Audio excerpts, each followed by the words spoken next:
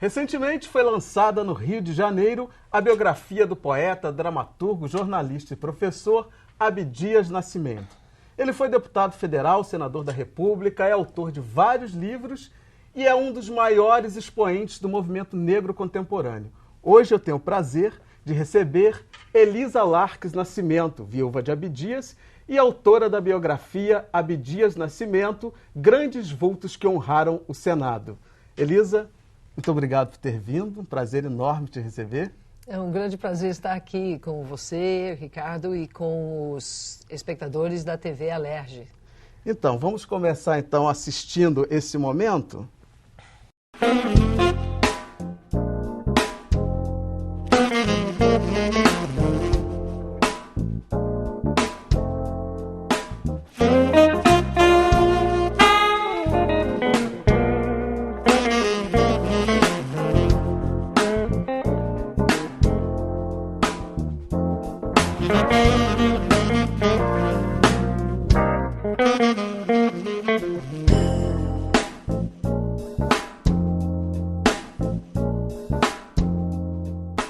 Ele era intransigente com o racismo, era firme no combate, na defesa das nossas tradições, da nossa cultura.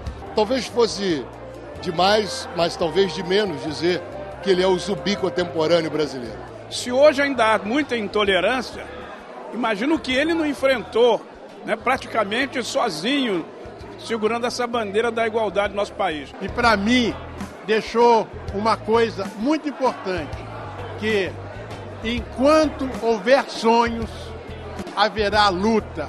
Enquanto houver luta, haverá redenção. Ninguém conseguiu traduzir e construir um legado tão importante como ele. Quando a gente resgata esse legado do Abdias, a gente mostra para a população que aqui no Rio de Janeiro, principalmente, não há lugar para essa segregação.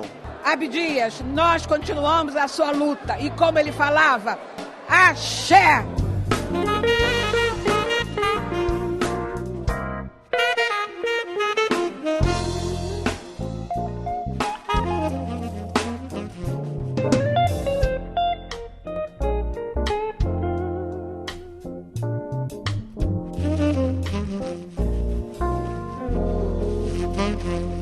Enquanto um negro ainda seja alvo do racismo, toda a humanidade está diminuída e prejudicada.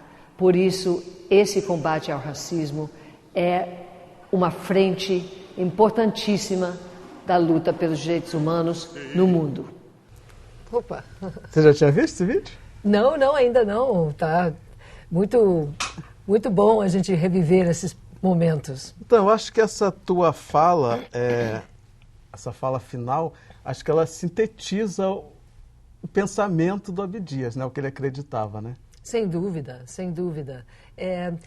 Em alguns momentos, ele e o movimento negro em geral eram tidos como pessoas que não reconheciam a inserção da luta contra o racismo num contexto maior.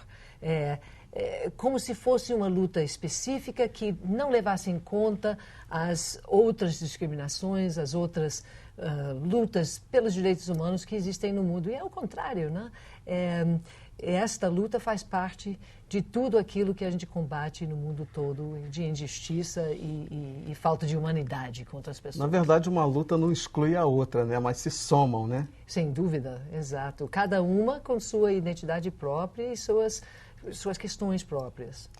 Agora, a história do Abdias, ela se mistura com a história do movimento negro, né? Ele teve à frente, pensando e executando todas as ações hoje que são conquistas do movimento negro, né? Cotas, as instituições governamentais e não governamentais, esse tipo de organização. Enfim, o Abdias ele foi pioneiro em tudo. Aí eu te pergunto, foi fácil colocar isso tudo no livro? Como é que foi esse processo de organização dessa biografia? Pois para mim foi um grande prazer, porém não fácil, exatamente. Em primeiro lugar, é muita coisa. A vida do Abdias tem muitas diferentes dimensões e aspectos. Então era difícil entender por onde começar, por onde focar. Eu tinha uma missão, por ser uma publicação do Senado Federal, de focar no aspecto político. Mas com Abdias... Mas tudo era político que ele fazia. Exatamente. E essa barreira, essa diferenciação entre o que é o cultural, o que é o político, não existe nem para ele, nem muito menos para o movimento em si.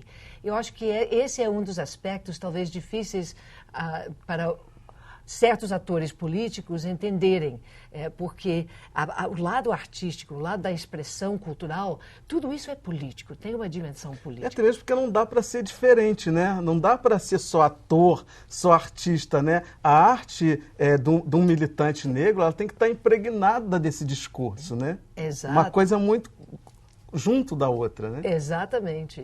Porém, cada uma das linguagens que o Abdias usava, do discurso, da oratória, a pintura, ao teatro, a poesia, a literatura, ele dominava bem, né? Assim, dentro de cada uma dessas áreas, ele conseguia fazer uma expressão muito eficaz. Então, o livro, também a outra questão que para mim foi muito boa foi o fato de o IPEAFRO, o Instituto de Pesquisa e Estudos Afro-Brasileiros, que hoje eu dirijo, tive o prazer e a honra de ajudá-lo a fundar, com o objetivo de trazer para o público, para os estudantes, para os pesquisadores, para as pessoas interessadas, o conteúdo do acervo dele, tanto documental, né, recorte de jornais, textos de peças. E que é imenso esse conteúdo, exatamente, né? Como iconográfico, as fotos, audiovisual também e o museológico, que são as obras de arte que foram colecionadas no projeto Museu de Arte Negra, que ele, como curador, teve uma atuação nas artes plásticas, no contexto do Teatro Experimental do Negro, que o levou para o caminho da própria expressão artística. Então, esse acervo estando perto de mim, eu podia realmente fazer um trabalho documentado em que eu pudesse, inclusive, compartilhar com o leitor a origem das informações que eu estou trazendo. E a outra questão que eu quis estar muito alerta foi a contextualização da vida dele, dos diferentes passos dele, das iniciativas dele dentro do tempo que ele percorreu, que é basicamente o século XX como um todo. E então eu procurei dar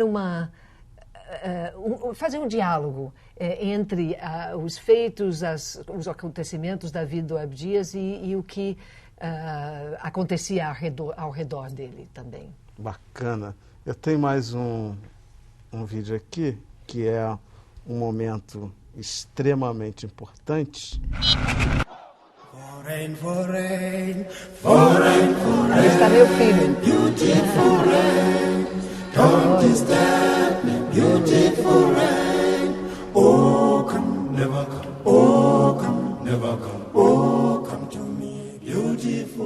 O jornalista Abdias Nascimento é um ícone no combate ao racismo no país. Nascido em 1914, desenvolveu vasta produção intelectual como ativista, político, pintor, escritor, poeta e dramaturgo.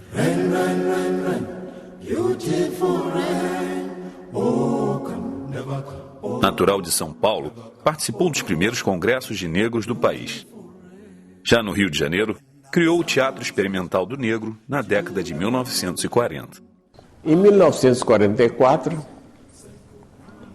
foi quando eu fundo, então, o Teatro Experimental do Negro aqui no Rio de Janeiro.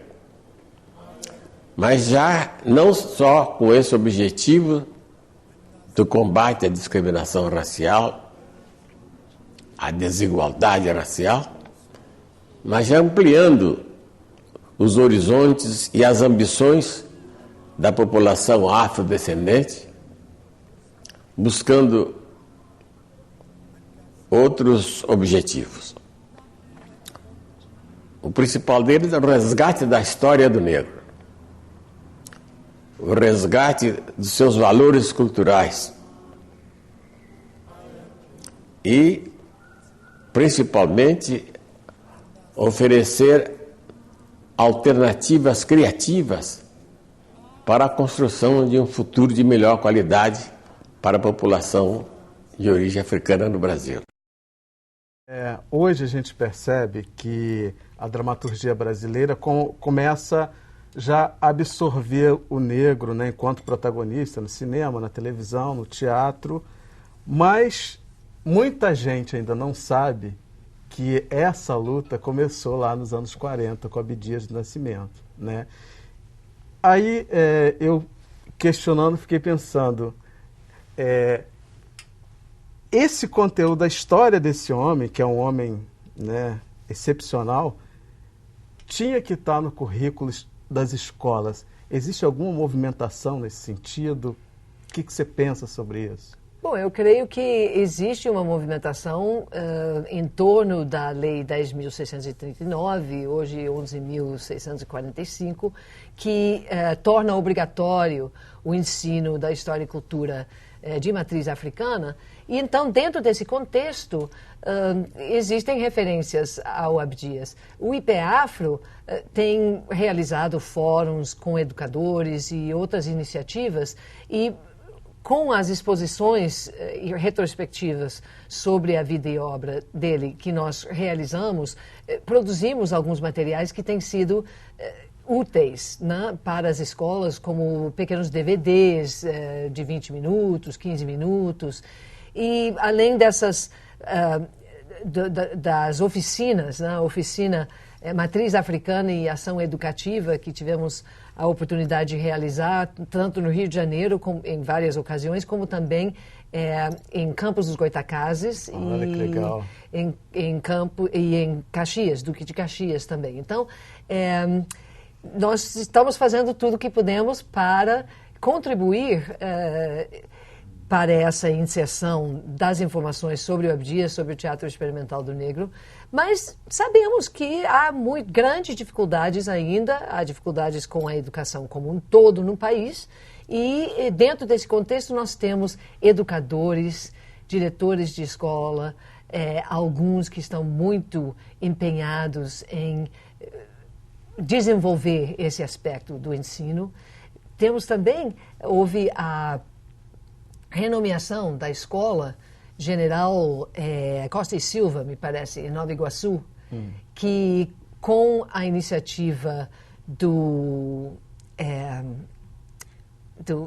pessoal que está investigando os crimes da ditadura, né, a Comissão da Verdade. Da escravidão negra, é isso? Não, da escravidão negra não, a Comissão da Verdade sobre a ditadura no Brasil. Militar. Né?